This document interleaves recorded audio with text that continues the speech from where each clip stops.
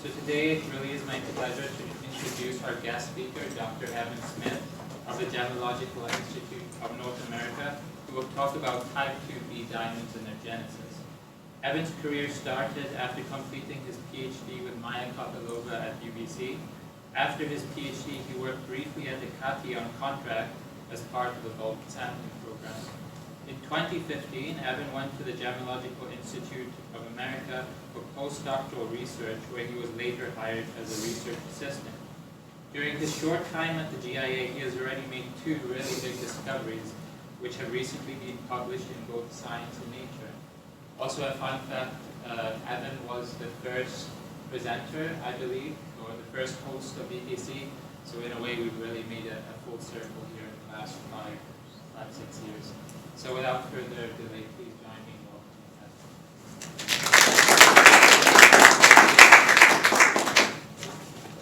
Thanks. October 11th, 2012. Does that date mean anything to you? That was the first VKC. Okay, and the speaker was yours truly. And I was all jazzed up because I was talking about these inclusions that I had found containing liquid nitrogen and CO2 trapped in diamonds. So I was all on this big thing about nitrogen, and there was a question asked at the end by Tom Nowitzki. It's too bad he's not here, but he asked, well, how do type 2 diamonds form? So I went away, I thought about it a bit, I think I have a pretty good idea, so I'm back now, and you'll have to relay the message to him. But I've come up with some interesting ideas about both large type 2A diamonds and type 2B diamonds we're going to talk about today. So when I say type, I'm talking about the diamond type classification scheme, which is based on sort of a physics approach to the diamond lattice and the impurities in it. The most common impurity that you see in diamond is nitrogen. Most diamonds, maybe 98% of them, have some detectable nitrogen you can see in infrared spectroscopy, and those are type 1. But then you come over here, and if you don't have any nitrogen that you can see in infrared spectroscopy, those are type 2. And most of the type 2, you don't really have any impurities you can see in IR, but some of them have extra little blips that we found out are actually due to boron atoms substituting into the carbon lattice. And these ones, sometimes they're blue, sometimes they're semiconductive. So physicists really like those, and they call them type 2B. So that's the classification scheme we've got based on sort of infrared spectroscopy and that kind of an approach. But there's a bit of a problem with this term type 2 when you really want to get down to it and have a discussion about what type 2 means. The basis of this distinction between 1 and 2 is based on infrared spectroscopy, and it comes down to detection limits and sometimes the sample and the judgment of the operator who's using this device. Do they see some kind of absorption peak, or is that just a wiggle in the background? So the detection limit is maybe under 5 ppm or all the way up to 40 or 50 ppm, depending on the setup and the person. And it doesn't sound like a big deal, but when you actually get to classifying diamonds into 1 and 2, you get a big range. Physicists and gemologists tend to cite this smaller number of around 1% of all diamonds are type 2. But there are some geological papers where you get upwards of maybe 30% of all diamonds are type 2, specifically type 2A, and that's what I've shown here. So here we've got peridotite and eclogitic diamonds, and in the lowest amount of nitrogen, the smallest bin here, they've stacked up this huge bar of diamonds that have been categorized as type 2. And there's nothing really wrong with that. It turns out when you really look in detail at natural samples, most natural samples exhibit sort of gradation of nitrogen concentrations. You can see here, this is sort of increasing towards the lowest bin here. So it's kind of hard to draw some kind of a slice in there and divide this kind of a population. And it's really not surprising that multiple geological settings are capable of producing diamonds with low nitrogen contents. And exactly where you want to draw some kind of a boundary is sometimes a little bit arbitrary. So the boundary ends up being a little bit fuzzy, and it's not our fault, it's not the diamond's fault, it's just the way the nitrogen so it's important to be really specific about what you mean. Otherwise, this reference to things that are type 2A in the literature is a little bit ambiguous, and it's led to some problems in comparing apples and oranges and oranges and oranges and type 2s to type 2s. Luckily, for today, there's a lot less ambiguity surrounding the definition of type 2B. What is a type 2B and what isn't? And it seems as though the geological conditions producing diamonds that simultaneously have essentially no nitrogen in them, yet they contain boron, these geological conditions are much more unusual. We don't see a lot of this sort of gradation from one into the other. And if it's a type 2B, it's easier to sort of suss it out as its own category. So when we talk about how diamonds form, a lot of what we're talking about is what we've learned from inclusions. We've learned a lot from studying inclusions. Imagine the diamond growing somewhere in the mantle, it envelops some kind of a piece of material, that diamond comes to the surface, and those inclusions are physical samples from the time and place of diamond growth. So the inclusions are an interesting way to look at diamonds and sort diamonds based on a sort of geological context, and the diamonds also carry invaluable information in the form of these inclusions, because we have no way of going down here and studying the deep earth. These are a couple examples of very common mineral inclusions. We see things like olivine or kyanite or orange garnets, and these are little pieces, we think, of the host rocks where these diamonds grow in the mantle, and these are usually divided into perititic, harzburgitic, or lersiolitic, and eclogitic kinds of host rocks in the cratonic lithosphere. These are where we think most diamonds grow. And this has sort of led to this bigger idea that there are different kinds of diamonds. There are multiple different ways diamonds can form. Most of them we've learned from studying those mineral inclusions that they form about 150 to 200 kilometers deep in the oldest and thickest parts of continents. But how type 2Bs fit into this picture has remained unknown for a long time for a couple of reasons. One, they're very rare and they're very high in value because they're often blue, so they command an extremely high price in market. So it's difficult to access them, to buy them or borrow them for research purposes. But then if you ever do get to use them for research, they very rarely contain inclusions, so they don't have that same easy access to information contained within them that we can learn from. So it's sort of unknown how type 2Bs fit in this picture. But type 2B diamonds, like I mentioned, they're nitrogen-free, and they have this boron in them. Usually the boron concentration is somewhere around a part per million or a little bit less. And that's enough to give them this blue color. They're often sort of irregularly shaped. This one's actually quite equant and nicely shaped, but they're always very strongly resorbed. And although they're very rare, they make up probably less than 0.02% of all the mined diamonds in the world. We found them in a number of different localities. The biggest mine that's most noted for having type 2B diamonds is the Premier mine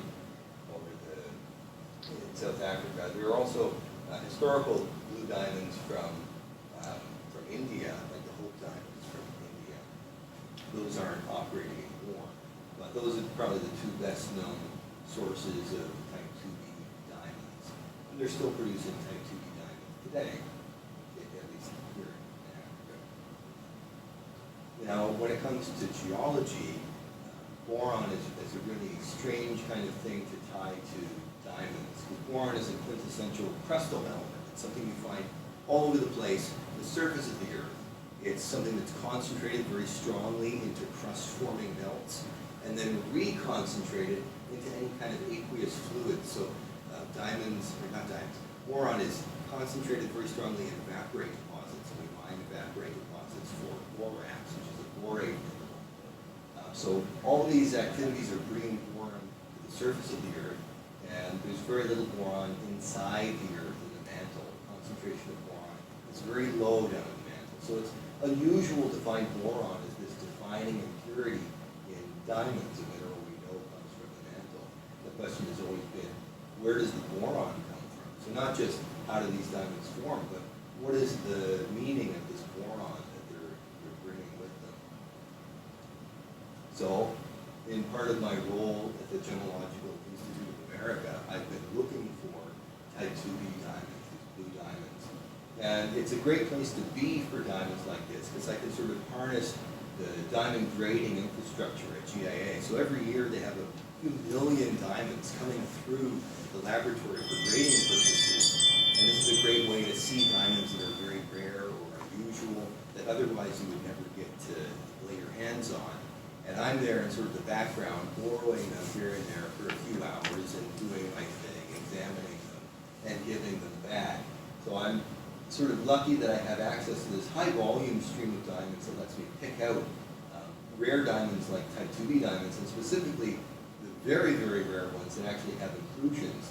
So over the past couple of years, more than 1,000 type 2B diamonds have come through the labs, and I've had help systematically screening those to pick out ones with inclusions. And I was actually lucky enough to see 46 different inclusion-bearing samples.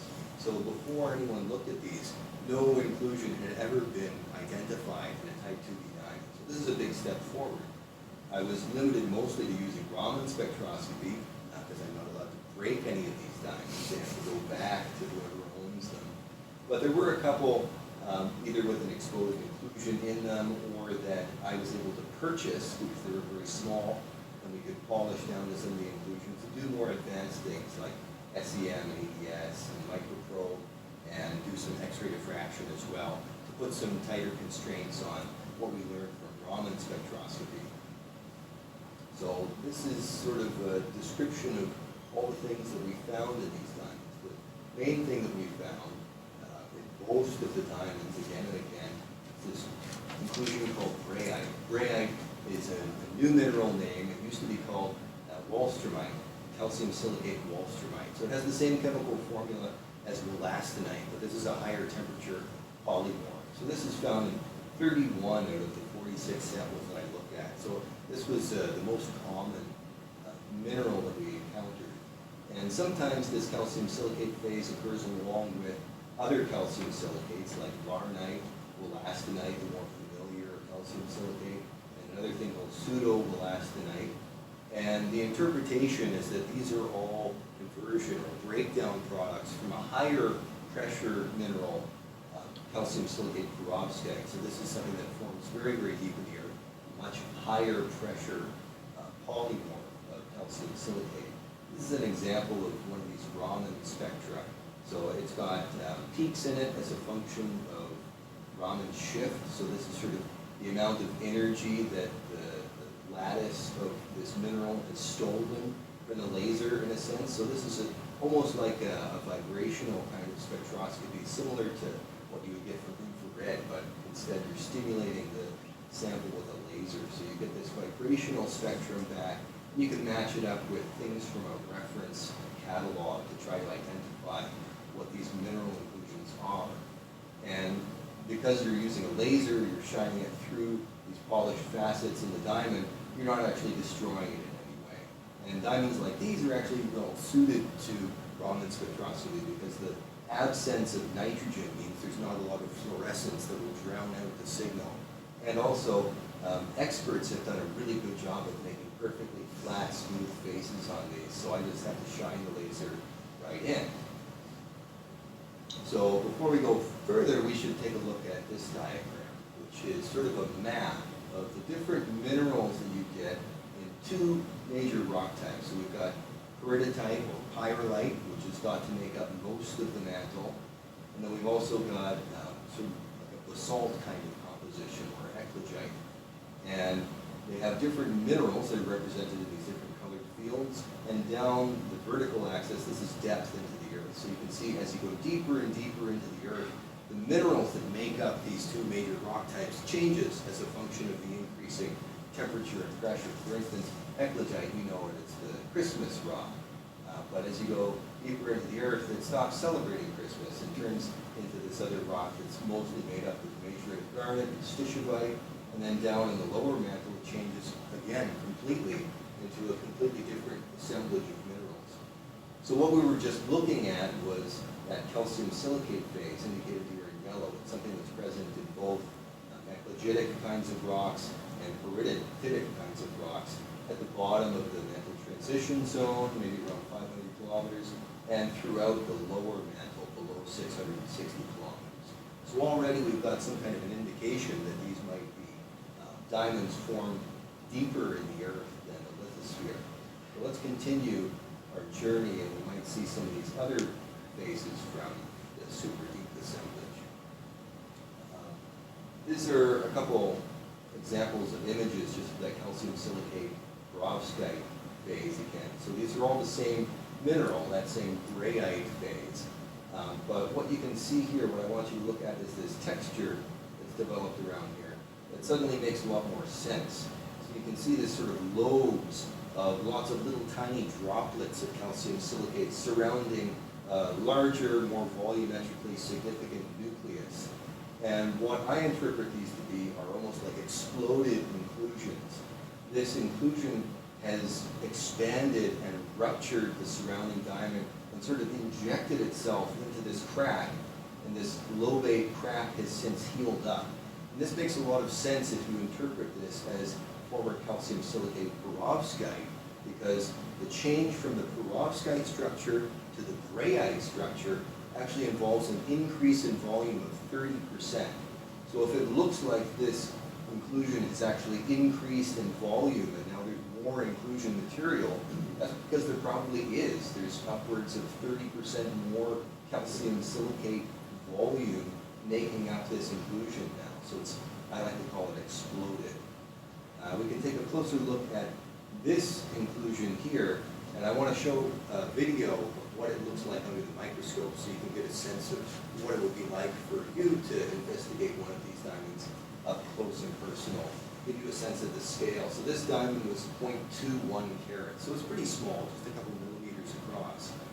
And there's another inclusion in this same diamond that we'll visit next, and you'll see that in the video.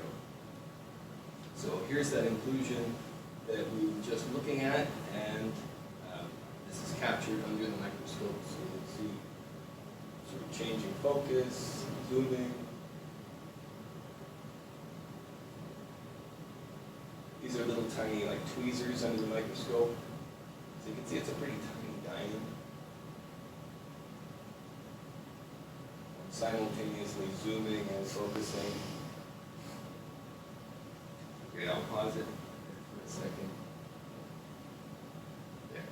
So see this inclusion here, we'll visit that in a second. This one was the only one out of all the diamonds I looked at where there was an inclusion exposed on the surface of the diamond by the polishing process. So this was actually sold with an exposed, perfectly preserved inclusion right there. Quite often during the polishing process, an inclusion like this would just fall out or crumble.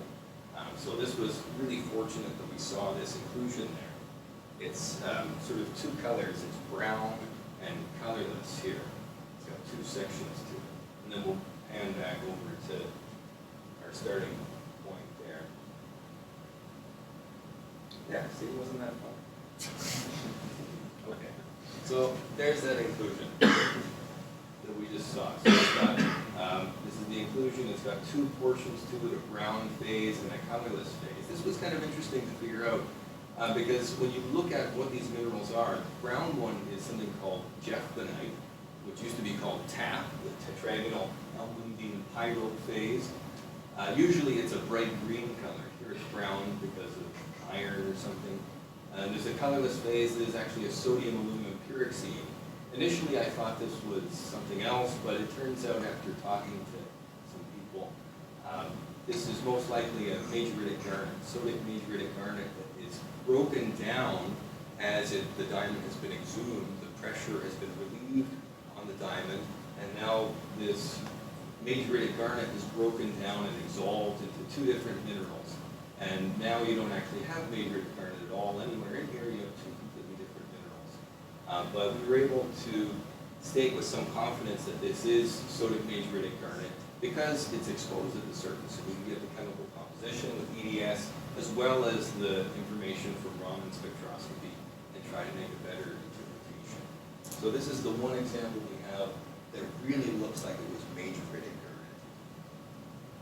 Other things that we found, former stishovite. This is silicon dioxide. So this was that colorless phase, remember, in the eclogynic kind of phase diagram.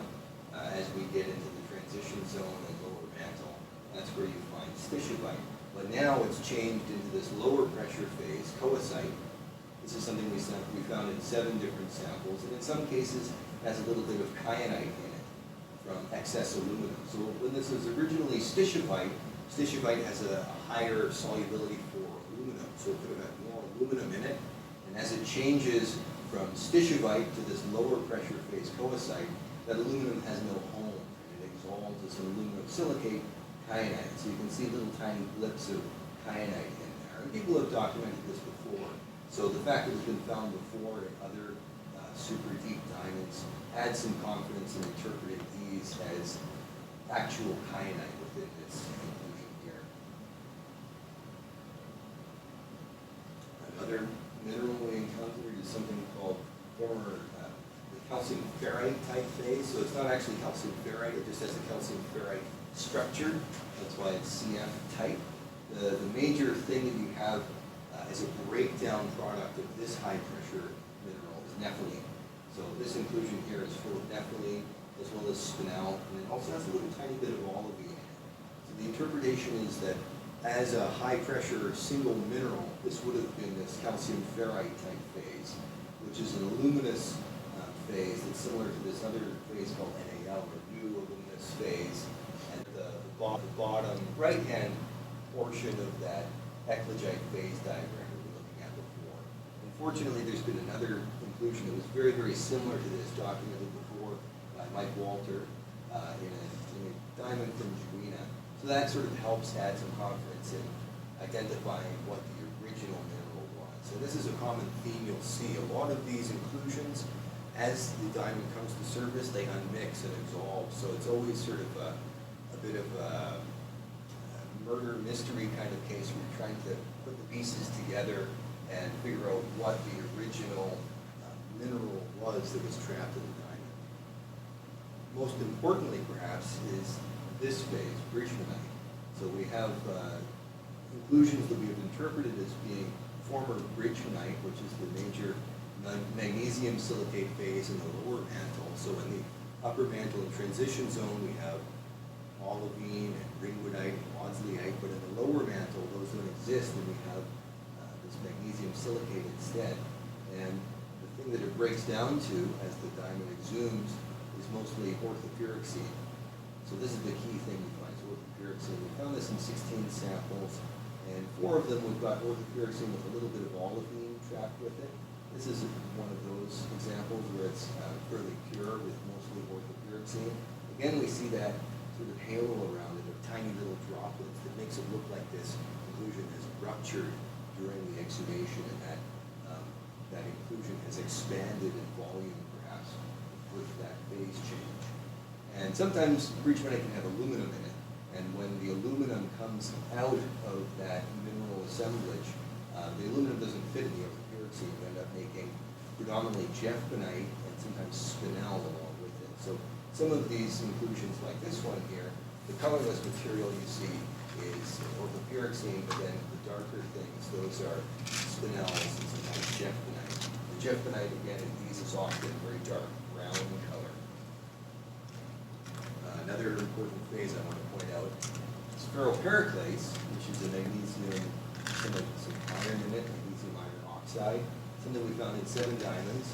And the ferropericlase is something that you find at inside this iridotitic phase diagram at the bottom left side, that blue phase. So this is something that you tend to find in the lower mantle, although it's been shown experimentally that it doesn't necessarily prove a lower mantle origin on its own unless you have other minerals along with it that sort of create a phase assemblage that can place you here. It is possible to make ferropericlase at shallower depths in places where you don't have a lot of silica in the mixture of equilibrium minerals.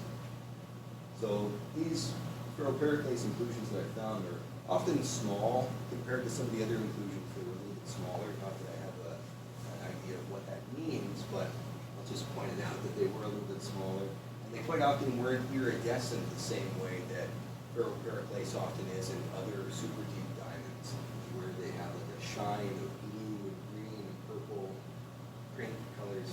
Here these just look like you can see the body color of the ferropericlase itself, which is a fairly rich kind of brown. It's something that we can identify by the color and appearance, but also by Raman spectroscopy. This is the Raman spectrum associated with this ferropericlase inclusion. So if we put all those inclusions back together and come up with an idea of the inclusion mineralogy. So these boxes with the numbers in them, these are the number of diamonds we observe to contain that phase. So again, we found blocks with this calcium silicate perovskite phase in them. But we can see we have mostly things that appear towards the bottom of this diagram. We've actually recreated, essentially, basaltic and peridotitic bulk compositions within the lower mantle, or perhaps also in the transition zone, as indicated by this major garnet we saw. So we're pretty deep in the earth, as deep as the deepest diamonds anyone's ever found. And the interpretation we made, predominantly based on this sort of recreating of this basaltic composition, is that you've got involvement of ocean crust here, and attendant with that is something that looks like peridotite, but could very well be the mantle portion of the slab. Together this could be interpreted as oceanic lithosphere, the crust and mantle attendant. So this is subducted ocean lithosphere that's made it all the way down to maybe the boundary between the upper and lower mantle, but some of the samples are firmly placed into the lower mantle based on these inclusion assemblages. So this immediately raises some kind of clue of where the boron is from. Maybe this creates a scenario where the boron could be derived from surface. The boron could be subducted. Remember, boron is something we find everywhere at the surface of the earth, but it's very rare to find boron deeper in the earth. Now, this doesn't mean that we know for sure that the boron is subducted. It just seems as though it's the most obvious, most plausible, logical avenue to explore for making a viable model for where the boron comes from. You've got this injection of material that could really be carrying a lot of boron. And how would this slab be carrying boron? Well, due to seafloor hydrothermal alteration. So the ocean crust and the underlying mantle doesn't necessarily start out with a whole lot of boron in it, but because of the circulation of seawater at the ocean floor, this is something you've probably seen pictures of hydrothermal vents where the hot seawater is escaping. Beneath this, you've got all these rocks that are interacting with that seawater, and the rocks are being serpentinized. And during the serpentinization reaction, you actually put a lot of boron into those rocks. So serpentinites can actually contain tens of ppm boron that can be quite enriched in boron. And this is not something that's just limited to the ocean crust. There's potentially a lot of seawater that circulates deeper right into the mantle portion of the ocean lithosphere. And we don't actually have a great idea of the depth of that circulation. So there's the potential for a lot of boron to be stored in very deep serpentinization, but it's something that we're still learning about right now. So this is the model that we put together based on all the observations and the inclusions and what we know from other experimental evidence. Putting it all together, our hypothesis is that subducted oceanic lithosphere delivers the boron to this deep environment. So we've got this numbered here. So we just saw some picture of seafloor hydrothermal alteration. We think that's how boron would have ended up inside this subducting slab. Number two, so now that serpentinite has to undergo reaction to make it into a higher pressure form of magnesium silicate with water in it. So originally you've got serpentinite, but if you bring that to higher temperatures and pressures, the serpentinite destabilizes and you lose all that water. But if you have relatively cold subduction, that serpentinite can be metamorphosed to what's called DHMS. These are dense hydrous magnesium silicates. So you can preserve a lot of that water and preserve the boron with it if you have a colder kind of subduction path. And the potential to store a lot of boron in the interior of the slab, where it's the coldest, could be quite high. So that's what we think is possible as number 2 in this scenario. Number 3, eventually, as you subduct this slab deeper and deeper, and it starts to warm up, those dense hydrous magnesium phases are eventually going to break down. They'll release their water, and along with it, they should release boron. So you should have the breakdown of fluids that have a lot of boron and water in them. And this is the environment where the inclusions are telling us the diamonds are growing, somewhere in the lower mantle, possibly also within the transition zone. And then from there, they sort of take the same path as other super deep diamonds. There's some kind of a mechanism that here is just sort of labeled with arrows. We don't fully understand this part of the story, but there's some kind of ascent either due to mantle upwelling, possibly the involvement of a plume, or maybe the very, very deep beginnings of a kimberlite eruption. We don't understand this part yet. Something brings these diamonds up to surface where they're eventually sampled by what we now more familiarly call volcanic eruptions, kimberlite, and these diamonds end up at the surface. So this is the model we've got to work with right now. And a lot of this is actually borrowed, this whole serpentinite and dense hydrous magnesium silicates part of it is borrowed from earlier work from Ben Hart. So Ben Hart wrote this paper in 2010 proposing that there's a lot of diamond formation in the deep mantle that's a direct consequence of water from serpentinites being subducted down into the earth and then the slab losing that water and that dehydration in the mantle being sort of a trigger for diamond growth. And this is a diagram that he produced here where you've got a potential trajectory of a slab, a relatively cold slab, and it's staying within this field of dense hydrous magnesium silicates. And the reason it's labeled like this is sort of a family of alphabet phases. There's phase A, phase B, there's a bunch of different related phases that are all magnesium silicates with water attached to them. Here we're just grouping them together in this family of dense hydrous magnesium silicates. Eventually that material will warm up, and as it warms up, it exits the stability field. So Ben Hart was proposing slightly different pathways where this slab could warm up and different depth horizons where there might be pronounced release of hydrous fluid from the slab. This is a really great idea, and it fits really nicely with all the experimental evidence for dense hydrous magnesium silicates. But it didn't gain a lot of traction at the time because we see a lot of evidence in super deep diamonds for carbonates. Things that are either carbonate minerals or look like they are samples of carbonatitic melt. So there are other sorts of models that are very similar, showing a subducted slab, but showing the production of carbonatitic melt coming off of the slab. And the carbonatitic melt is a trigger for diamond growth. These are actually two things that might work together. That you might have certain mechanisms releasing carbonatitic melts and certain mechanisms causing dehydration. All of these things might give rise to slightly different kinds of sublithospheric diamonds. Certainly now we're seeing that there are multiple kinds of sublithospheric diamonds. So a critical part of this model, though, is the water. Do we see any evidence of water? Well, you've probably heard of that hydrous ringwoodite inclusion that was found in the transition zone. There's at least one really good piece of evidence to show that you've got a mineral that was trapped by a diamond and was sort of loaded with a couple weight percent of water.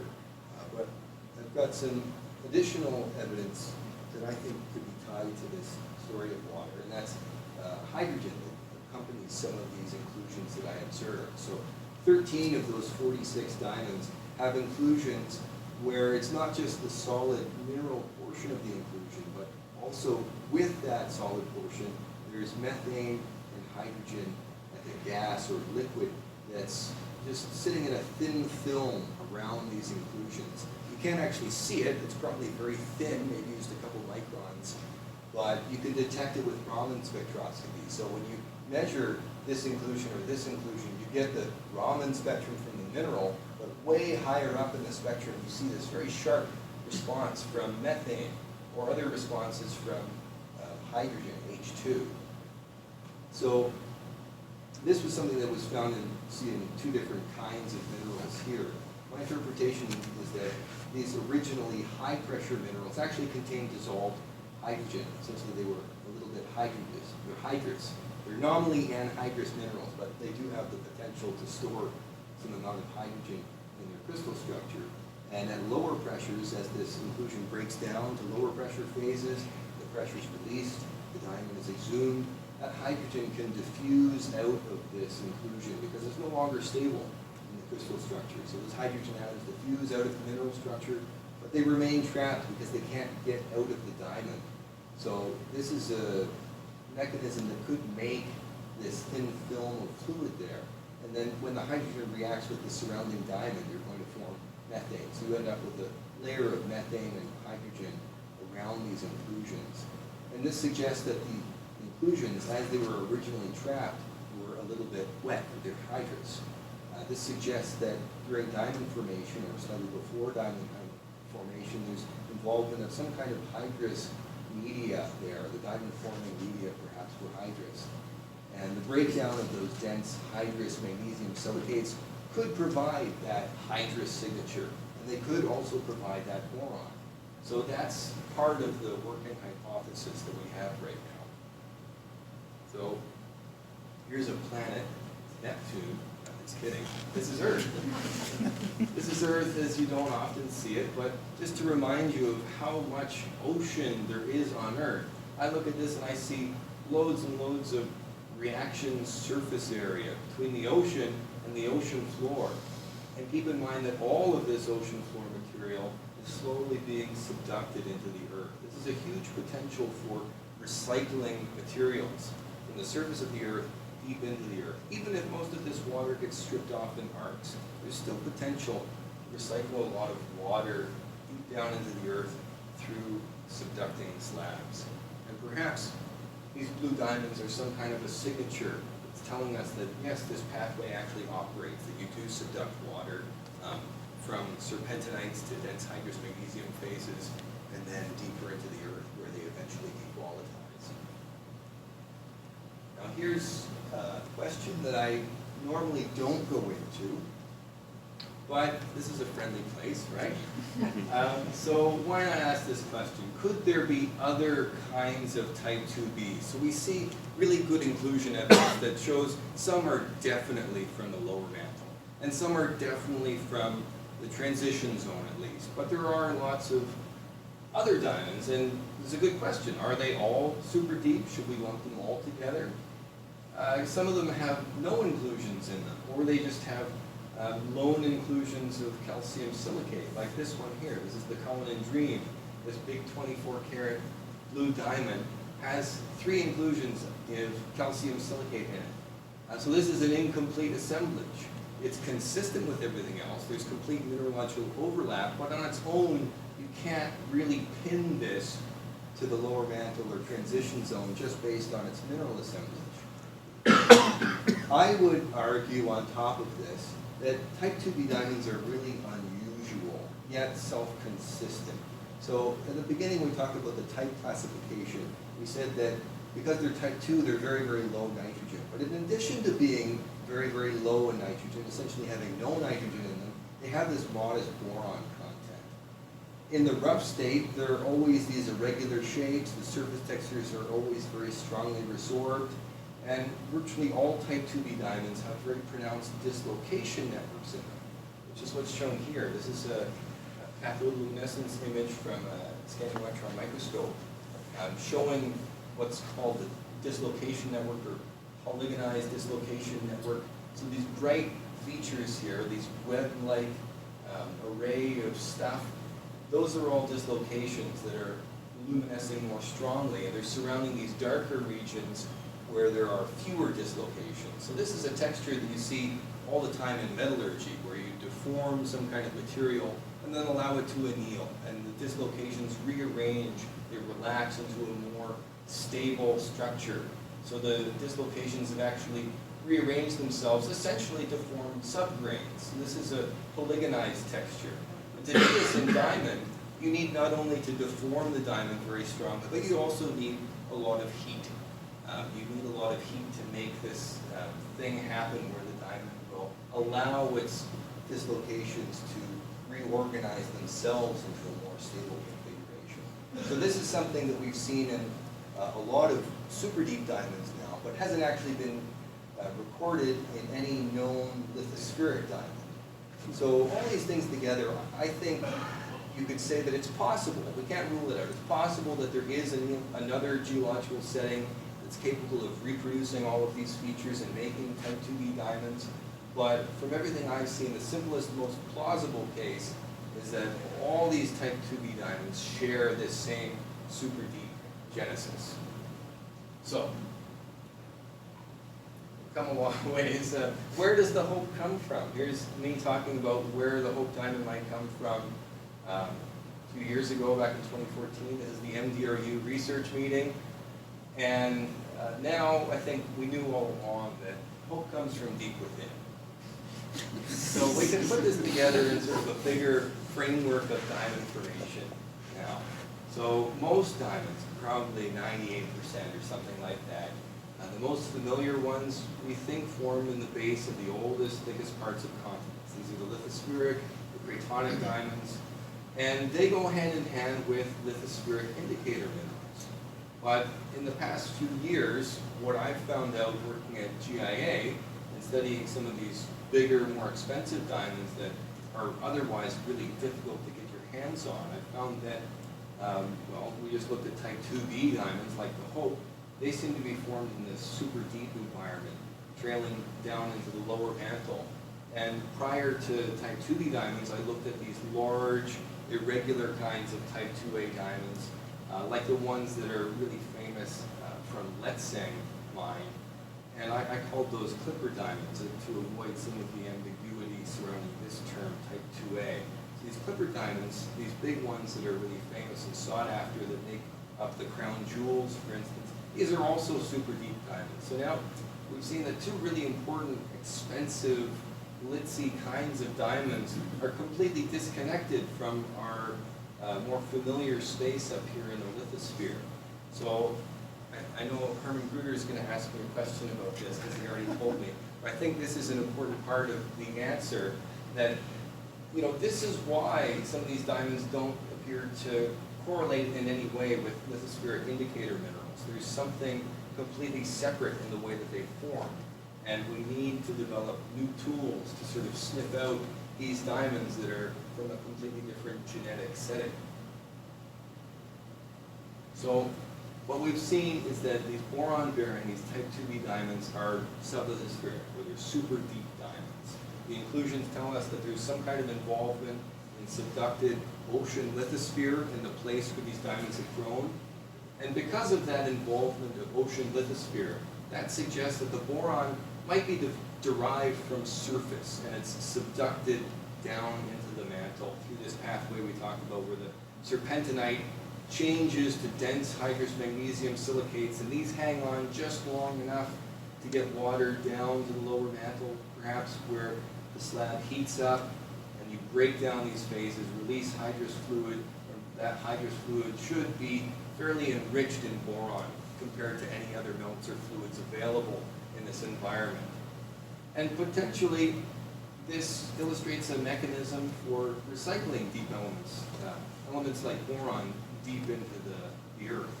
And I would suggest that this is a glimpse into a major pathway to carry water from the surface of the earth, recycle it back down into the lower mantle, perhaps.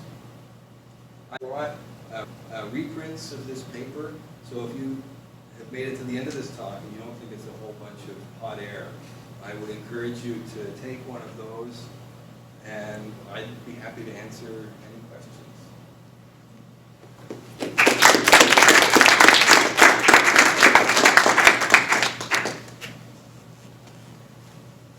Yeah.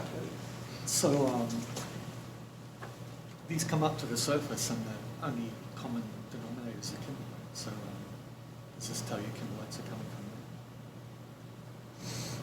I don't think I'm qualified to answer that question. I think there has to be an intimate connection in my mind.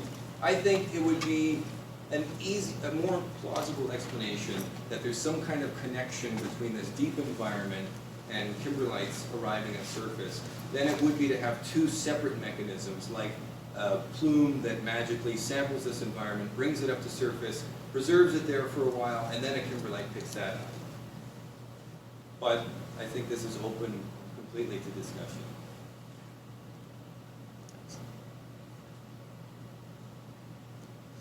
Yeah.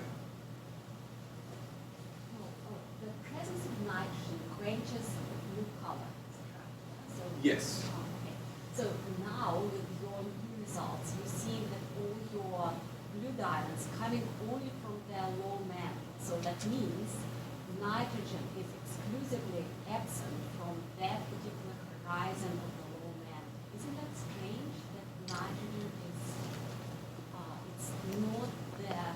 You have nitrogen bearing diamonds and boron bearing diamonds all over the mantle, upper mantle and lower mantle, but there's only one horizon where nitrogen is absent.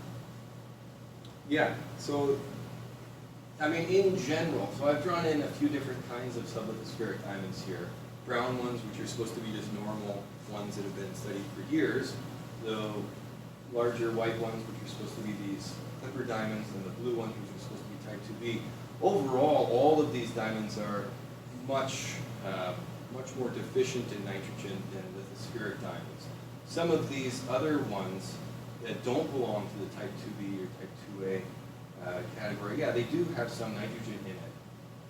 And I think there must be a mixture of explanations here. One, maybe there's something preventing nitrogen from actually being subducted deep into the earth.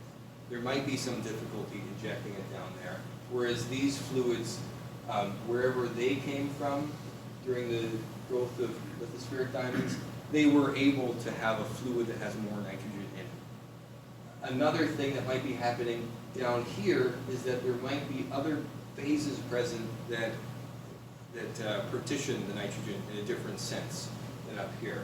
Like, you know where I'm going with this, everyone, with the metallic iron. So metallic iron might be one of the phases that sort of competes for nitrogen and might be soaking up a lot of the nitrogen in this environment so that there's less nitrogen available for the diamonds that are growing here. It might be that plus other phases. That too is an open question. Why there should be this such a stark absence of nitrogen here. It might also have something to do with just the partitioning of nitrogen as a function of pressure and temperature. Maybe at much, much higher pressures, nitrogen is less compatible in the diamond. Or the nature of the fluid chemistry means that nitrogen is less compatible in these conditions. I see mismatch to what we know from type 2A diamonds and type 2B diamonds. Because with type 2A diamonds, we see them coming from all over the lithosphere upper and lower mantle, whereas with type 2B, it's just the lower mantle. So I don't know how to explain that. Well, I think, yeah, that there's a problem I see in putting type 2A all together in one basket. I think you really have to break that apart. So we know that there are some lithospheric diamonds that seem to be nitrogen deficient, and we know that there are some super deep diamonds from a variety of different settings that seem to be nitrogen absent. And type 2B diamonds seem to be another category of diamond formation, and in this one, nitrogen is even more absent than some of the other formation mechanisms of diamond. And the exact reason for that, I would say, comes down to the particular fluid involved in type 2B diamond formation, as well as the host rocks that are there. Yeah. Okay, so now I'm going to ask Yes. my question. I mean, because you have the diagram. Yes. What would an explorationist do to target, in particular, the clipper diamond, Yes. from a practical point of view? I think you would have to first assess your tolerance for risk. We get that. But there's a big dollar sign there, right? Yeah, there is a big dollar sign there. So I think what we've known for a while now is that they don't seem to go hand in hand with our normal tools, the lithospheric indicator minerals, and they don't seem to play by the rules of the, the micro diamonds that we're sampling. They don't seem to fall into this size frequency distribution very well. I think what we have now is a good reason why there's this disconnect, but it doesn't necessarily mean we have a great tool now. We have a reason to make a tool now. I think this does provide some kind of hope that maybe there are some kind of features that we've overlooked, some other mineral or other signature that might attend these large diamonds as they come to surface, something else we haven't thought of or haven't considered yet because we've been too busy looking at lithospheric indicators. But also, I think there might be some incentive to look very, very carefully at the diamonds you recover from any kimberlite to see if there's anything that looks like it's not just a type 2A, but that it might look like it's one of these kinds of diamonds, this particular category of clipper diamonds. Otherwise, I think you're back to this scenario where you have to take a huge bulk sample or just mine the entire kimberlite and then find out whether or not you have these diamonds. You're not being very helpful here. This is free advice. There are indicators that, let's say, Yeah. and they're not classic. So maybe they're worth taking a closer look at, but maybe they're not classic because of some other factor. Are there, more normal lithospheric diamonds at Letseng that go hand in hand with those lithospheric indicator minerals? As in most mines, there seems to be some kind of mixture of multiple different kinds of diamonds all tossed together and mixed around. So maybe those indicator minerals at Letseng aren't tied to the larger type 2A diamonds. I'd say it's worth a look. Okay, so we accept that there is no solution at this point in time. Okay. Let's move on to the other open topic, which is how do those big stones get from where they form to where potentially they are scooped up in a second process by kimberlite melts. That same Ben Hart, in a paper which is dated 1998, is it 98? Yes, it's 98. Did a study on the breakdown products of these high pressure failures. And he claims that it takes time. There is an amount of time between when these things broke down and when they then went through the second stage and got to surface. So he explicitly in one of those papers he says that there is a residence in a staged process prior to them getting to surface. And very few people paid attention to that paper, just like they didn't pay attention to the paper you've quoted. Yeah, I think they didn't have a reason to pay attention. Now they have a reason because you're looking at diamonds like these now that are potentially riding this magical elevator up to surface. I think there probably is something to be learned from taking a very close look at the exsolution textures and sort of the grain sizes within those individual inclusions as they unmix. Because there is some kind of a kinetic information encoded in that exsolution process. Some, like, a great example would be majoritic garnets. You see a range of different kinds of exsolution textures in those, some that look like they've dissolved rather quickly and some that look like they've had some time to perhaps re-equilibrate a little bit along the way. Which is why I'm quite interested in your observation that subgrain boundary formation in diamond is very typical of these high pressure phases because that takes time. Yes. Yeah, it's a kinetic process. And it would have to occur after some depressurization has initially made the dislocation lattice, the dislocation frame. Yeah. there is some kind of time information that's there. Yeah. Your 660 kilometre discontinuity there smacks of almost catastrophic avalanche into the mantle. And my understanding is that that's the age of the Proterozoic. There was a dual mantle convection in the Archean. There was accumulation of the 660 kilometre discontinuity, and then whole mantle convection birth of the Proterozoic. Is there a possible connection there with what you've been discussing? I really don't know much about the timing of the diamond formation, except for what we know from the existence of type 2B diamonds in premium, which we know is very old. So there has to have been at least some type 2B diamond formation prior to that. So yeah, I think perhaps the rarity of these diamonds either suggests there's some kind of a rarity to their formation mechanism or a rarity to the mechanisms that bring them up to surface. But I think it's an open question whether this is a unique kind of setup or whether this is sort of a very normal style of subduction that would lead to type 2B diamond formation. Sorry, Andrea, I know No, you've that's been here okay. for a while. Well, you talk about rarity, and my question is, what if they're not so rare? You know, maybe we think they're so rare because they are not being recovered. You know, like common, you know, technology has a hard time recovering type 2 diamonds because they don't luminesce, right?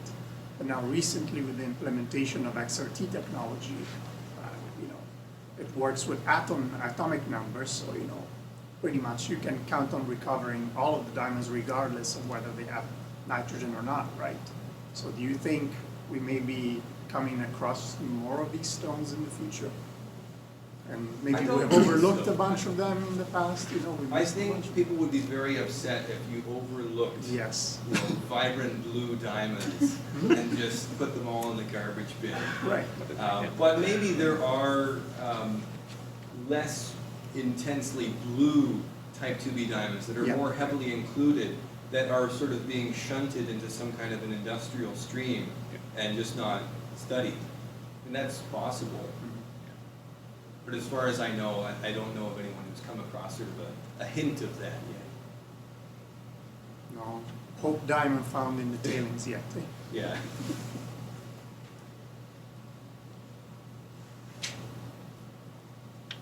Anything else? So that's all the questions. As usual, we have a reservation at the Lennox Pub in 15 minutes, so if you want to carry on the discussion with Evan, many of us will be heading there in the next few minutes or so. Thank you.